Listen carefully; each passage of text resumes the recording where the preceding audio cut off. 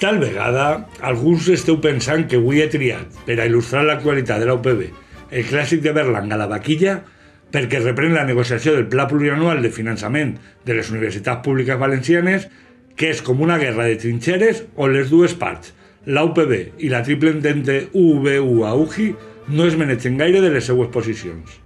I com en la pel·li de Berlanga, el millor pla de la UPB és anar a furtar-li el grau de dret, la vaquilla, a la UV per aiguar-li la festa. Però no, el motiu és ben bé diferent. Però tindreu que esperar que acabi la capçalera per esbrinar-lo.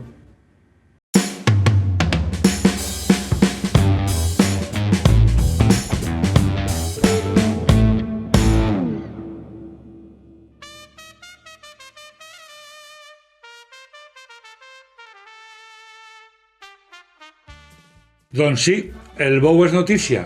Si treballes a Vera o si has visitat el campus, ja saps de quin parle.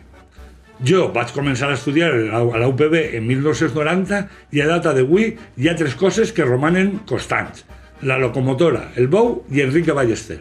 A qui, per cert, el van renovar el títol ad honorem en la sessió.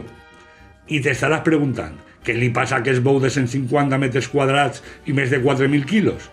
Doncs que és un ocupa. Sí, d'això dels que parlen tots els dies en Antena 3. Sembla que als anys 80, quan es va instal·lar, algú va dir «Tinc un bou d'Osborne disponible, a que no hi ha per a clavar-lo dins del campus de la universitat?» I un altre va contestar «Sujétame el cubata». Però, com el bou és propietat del grup Osborne S.A.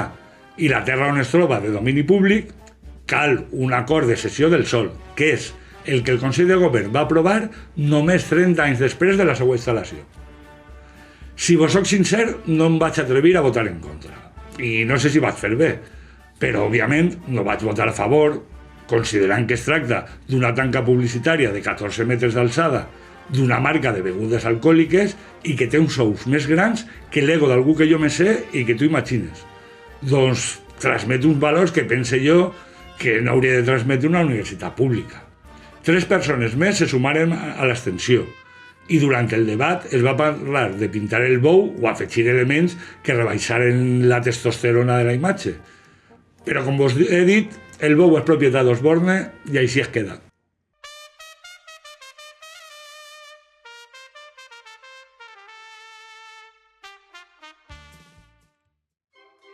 Si recordeu la pel·lícula, el clima es produeix en la novillada, on la vaquilla està resabiada, o aviciada que diem al meu poble. Doncs si em permeteu la llicència poètica, el nostre gerent també està prou resabiat. És a dir, està ahí, sembla tranquil i afable, i quan te té a tir, embesteix.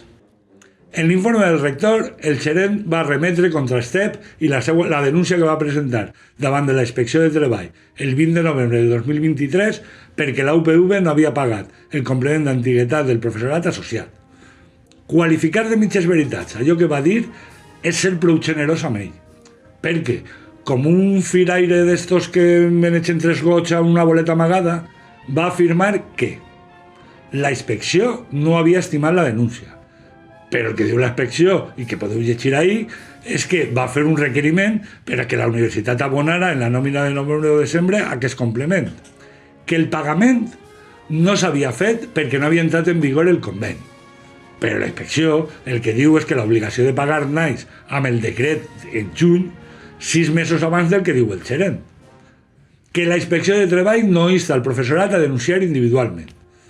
I què diu la Inspecció de Treball? Doncs això, no sé, Ric.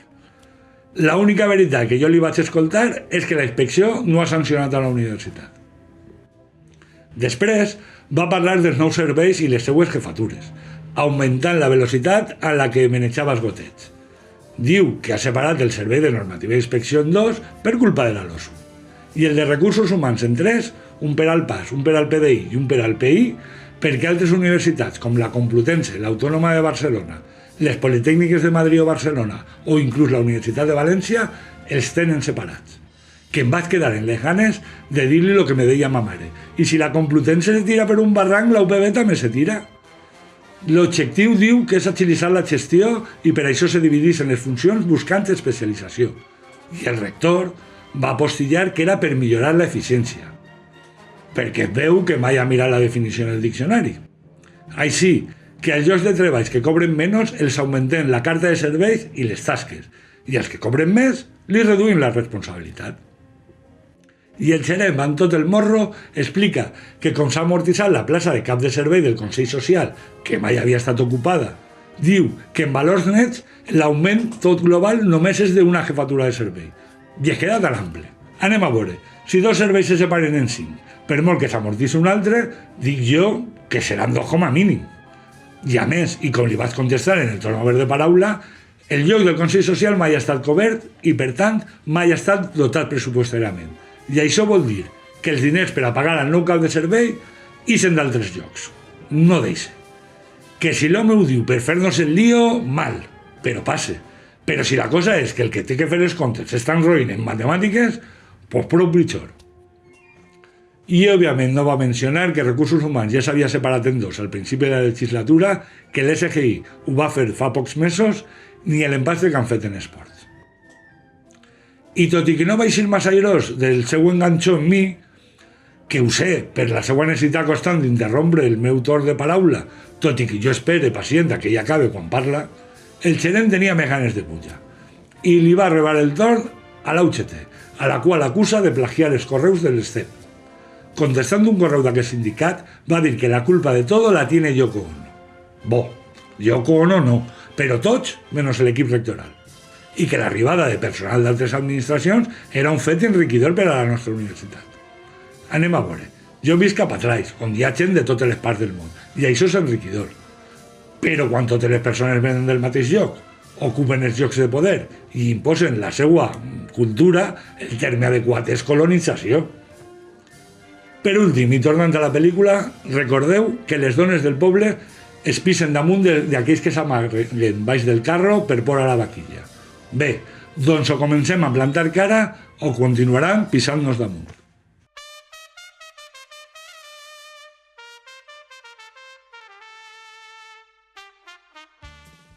I la jornada del dia serà més dur per la vesprada el vicerrector Coll, quan el Consell Social no li va aprovar la normativa reguladora de les empreses basades en el coneixement de la UPB, abans conegudes com spin-offs.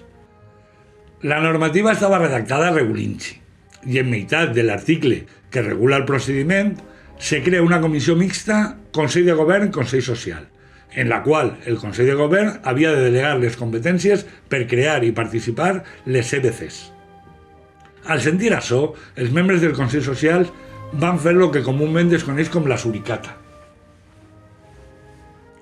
I amb tanta educació com contundència li varen dir al vicerrector que no ho veien.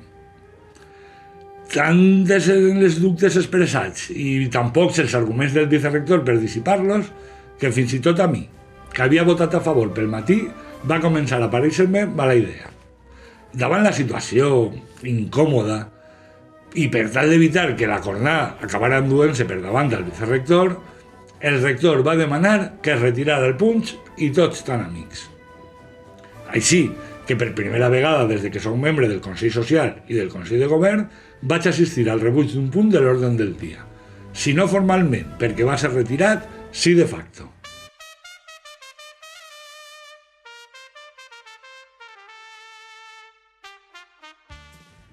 Dels acords no hi ha molt que contar. Destaque que vàrem aprovar la candidatura al Premi Princesa d'Astúries del professor Campmany conjuntament amb altres 3 col·legues del seu àmbit i també la del professor Luis Guanter per als Premis Rei Jaume I. Es desitge molta sort als dos. També nomenarem a Christopher Triviño campió d'Espanya i del món en pàdel en caïda de rodes, com a esportista d'honor. Els instituts universitaris ja poden designar un segon subdirector i s'ha modificat l'oferta de places per als graus, la normativa de permanència en doctorat i el calendari acadèmic. El rector, en el seu informe, es va ficar al dia de la reforma dels estatuts, de la qual vaig queixar-me perquè només hagin donat 12 dies d'informació pública, i és que sembla que hi ha molta pressa. Jo pense que perquè el rector vol avançar les eleccions per pillar descol·locats a la resta d'aspirants al rectorat, però com ho fa tan obvi, no crec que pilla ningú.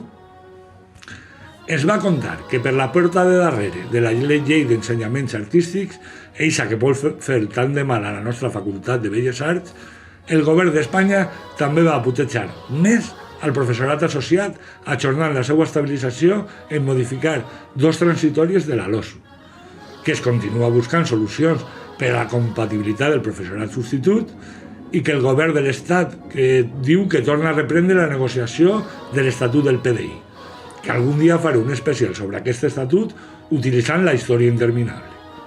Per últim, va informar que hi ha acord entre Generalitat i universitats per pagar els sexennis al professorat ajudant doctor, que es farà amb efectes de l'1 de gener d'enguany el més aviat possible. Podeu veure tota la informació, tota la sessió completa, a excepció del torn obert de paraula, al web de la Secretaria General, i concretament l'informe del rector a partir de l'hora i 12 minuts de gravació.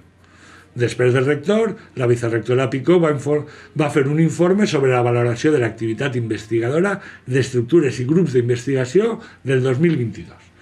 Aquest informe ha d'estar disponible al web del vicerrectorat i la intervenció de la vicerectora podeu veure-la completa en la mateixa gravació que el rector, més o menys en l'hora i 27 minuts.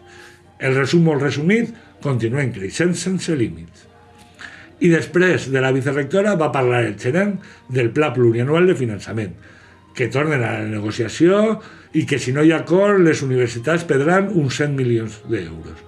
I també dels projectes interns d'investigació, que ell pensa que són la repera, i que van encaminats a gastar els fons de sostenibilitat que diu que lastren la negociació del PPF. Tot això el podeu veure en la gravació allà per l'hora i 52 minuts. I ja que esteu mirant el vídeo sobre l'hora i 2 minuts, la vicerectora Domingo va exposar la Declaració Ambiental 2023 i el Pla Ambiental 2024, que també es van aprovar al Consell de Govern, i que a mi em sembla una de les parts més xules. I crec que no em deixa res.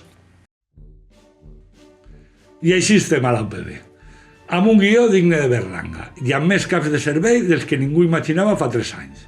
Al gerent li han trobat la boleta, al vicerector li han donat una cornada, els ASOs se queden sense estabilització de moment, les universitats sense pla de finançament, el futur de la Facultat de Belles Arts compromès, les obligacions continuen augmentant a tota la plantilla, excepte els caps de serveis, als quals li lleven.